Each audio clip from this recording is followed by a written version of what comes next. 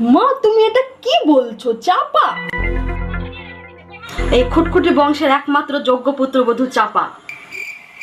চাপার মতো মেয়েকে আমি বিয়ে করব? রোহন, আর মা তুমি খুব ভালো করে জানো যে আমি সুচিকে ভালোবাসি, আর চাপার মতো মেয়েকে আমি বিয়ে করব?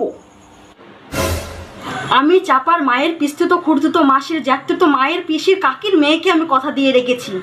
আরে মা তুমি কাকে কথা দিয়েছো না দিয়েছো তার দায় কি আমাকে রাখতে হবে? নিজের মেয়ের মতন ভালোবাসি, তার উপর আমার কর্তব্য বলে তো আছে, যতই হোক আমাদের বাড়িতে ও কাজ করুক না কেন। আন্টি, চাপার মতন গেও ভূতের সাথে তুমি রোহনের বিয়ে দিচ্ছ? সুজি, তুই চুপ কর বটে, তুই চুপ কর কর্তামা। আর সহ্য তো করতে পারছি ক্লাই। শহরের বাবু যখন দিদিমণিকে ভালো তো বাসে, তুই দিদিমণির সাথে বিয়াটা দিয়ে দে কর্তামা। না চাপা না, আমি যখন কথা দিয়েছি রোহনের সাথেই তোর বিয়ে হবে, তো রোহনের সাথেই তোর বিয়ে হবে।